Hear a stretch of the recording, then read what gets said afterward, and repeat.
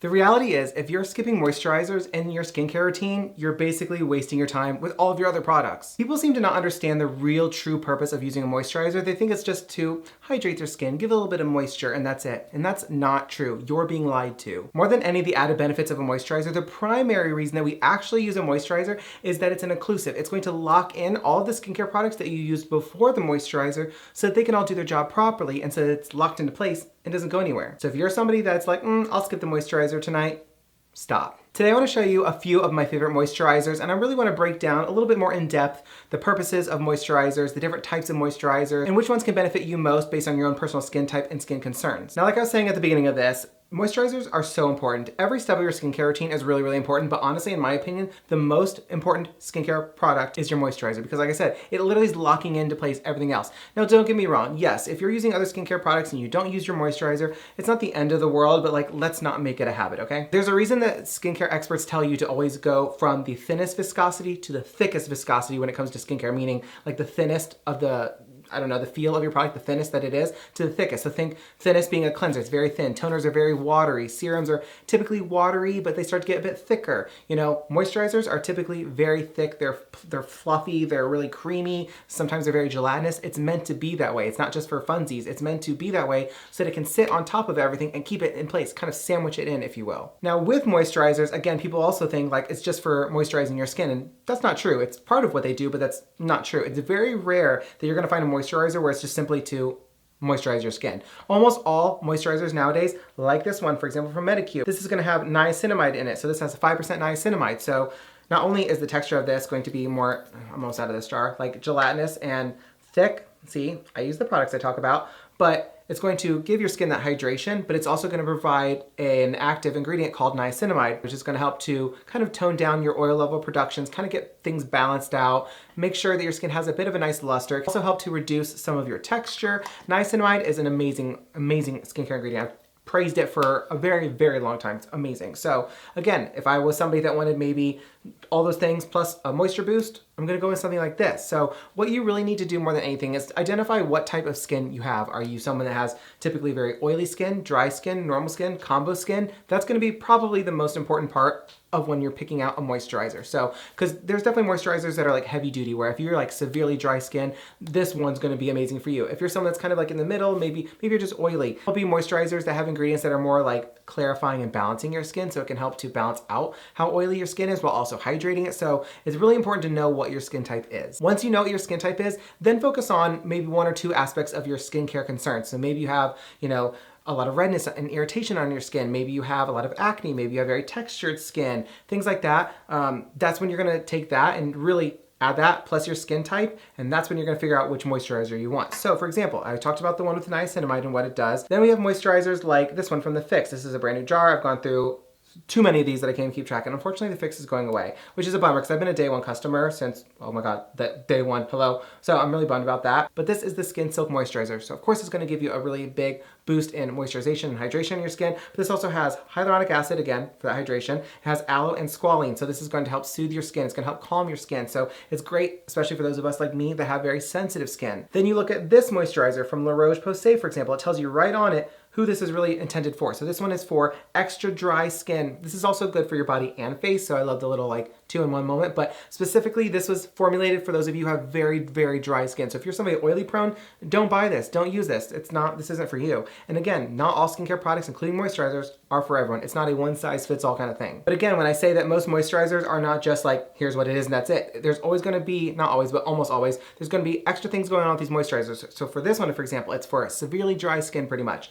but it also has niacinamide in it. So it's gonna give you the benefits I talked about already with niacinamide. It also has additional ceramides. It's also fragrance free. It also has prebiotic thermal water in it. So there's a lot going on in these moisturizers. Virtually none of the ones that I have are gonna have just the moisturizer in it. There's always gonna be something different. This one, for example, another one from La Roche-Posay. This one is going to be a matte moisturizer. So a keyword for this one, matte. Matte meaning it's going to be for people who have oily skin. So it's gonna help combat the oiliness. So if you're very, very dry, you want something like this. If you're very, very oily, you want something like this. If you're someone that has oily skin, congested skin, or texture, you're gonna want something like this for the reasons already explained. But let's talk about this for a second. So It's super important to pay attention to the packaging on these products. A lot of times products are just, they make them look all fun and fancy and cutesy and whatnot because they want you to buy it, but also there's a lot of intention behind it. So for this one, for example, it literally tells you right on here, it's a matte moisturizer. A lot of moisturizers and a lot of all skincare products, honestly, are gonna really tell you, like I said, who it's for, but sometimes they tell you who it's for in a way that you don't recognize, you don't realize. So most people are not gonna know what it means when it says it's a matte moisturizer. You're like, what are you talking about? Well, when we use mattifying beauty products, for example, like foundations, those are gonna be products for people with oily skin because it's basically the opposite of being oily. Whereas if you're someone that has really dry skin, we're gonna look for products that say luminous, radiant, glowy, because those are gonna be products that are gonna give you the opposite of that dry skin, which is gonna be like a matte skin, which is very dull. So we're looking for things that kind of have opposite terms of what we're dealing with. So if you're someone that has oily skin, the opposite of that is going to be something that's mattifying. So a matte moisturizer works. So hopefully that all makes sense. And again, right on this bottle, it literally tells you this is for oily or combination skin. Exactly what I just said. At the bottom, this is also gonna have ceramides in it, and it's also gonna have niacinamide. Niacinamide has quickly become one of those, like, I don't wanna call it a marketing term, like a kind of like a marketing call out, because like hyaluronic acid did that for a very long time. Like all of a sudden, everything was all about hyaluronic acid, even though it wasn't anything new. Then it went to retinol. Now we're on niacinamide. I don't know why the industry does that. It's kind of annoying, but it's a great ingredient nonetheless, so just keep that in mind. So one more moisturizer I want to talk about. This is Whip It. This is from Point of View. This is a newer moisturizer to me. I've used it for several weeks now. A little goes a long way, so it barely looks like I've used it, but it's great. Now what I like about this moisturizer is the texture of it is, you can't really tell probably because of the lights, but it's literally like a whipped cream, like a whipped texture. It's very, very different. It's hard to pick up, I'm sorry.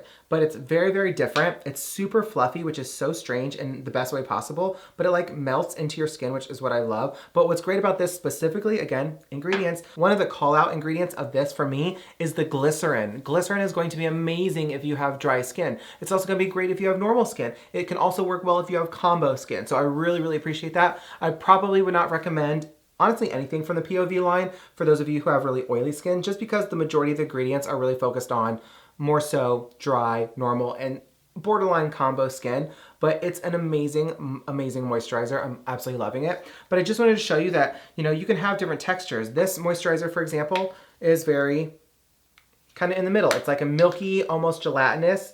Nothing crazy, but it's not like a standard texture of a moisturizer that's just kind of like really creamy. Then you have ones like this moisturizer where it's just gonna be your stereotypical creamy moisturizer. Then you have the one like I showed you at the very, very beginning from Medicube. This one is going to be a really, really gelatinous texture. So you have a jelly texture, you have a regular kind of cream-based texture, you have kind of in the middle, a little bit of hybrid, you got this fluffy texture. So the texture of it, honestly, in my opinion, just comes down to your own personal preference, what you like and what you don't like. But again, more than anything, what I need you to do is first, just like I said, decide what kind of skin type you have. Oily, combo, acne, normal, and then focus on one or two of the main things on your skin that you're trying to actively reverse, whether it be signs of aging, whether it be oily skin, whether it be active acne or dull skin, maybe it's textured skin, maybe it's irritated, inflamed skin. And once you figure out those two things, then you can really start looking at skincare products, whether it's online or in person. Look at the markings on the products, look at the call out terms, look at all the things I've already talked about, and it's gonna be so much easier for you to pick out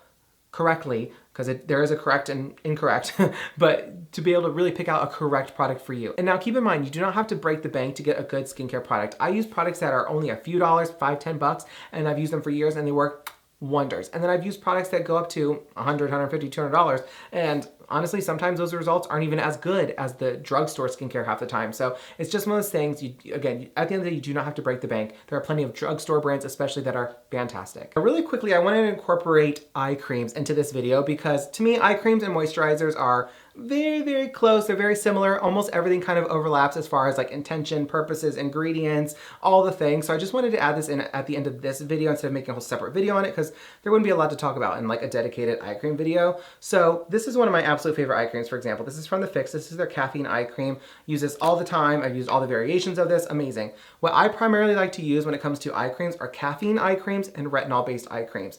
Caffeine eye creams are going to be especially great for those of you who have puffy under eyes or are just trying to tighten your under eyes a little bit, just make it not look like you're as tired as you actually are. But especially eye creams like this, a little goes a long way.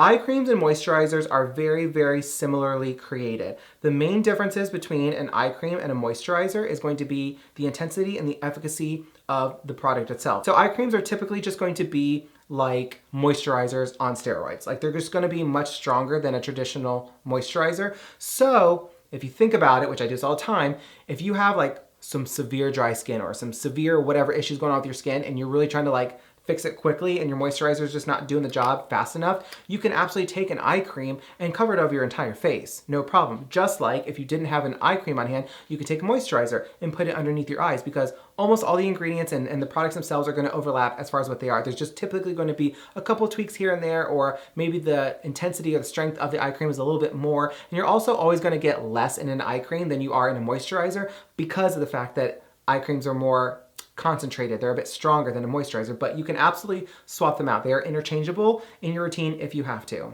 With that being said, would I also say that you should have an independent actual eye cream compared to your moisturizer? Yes, for all the reasons stated. Being stronger, all the things, slightly different formulations. Yes, you definitely should. Now, of course, just like with moisturizers, there's a million different types of eye creams, but really I feel like most people primarily choose from two types of eye creams, and that's going to be, again, caffeine-based eye creams and retinol-based eye creams. Retinol-based eye creams are also something I use. I switch between a caffeine eye cream and a retinol eye cream every single day. So in the mornings, I'm using my caffeine eye cream, and at night, I use my retinol eye cream.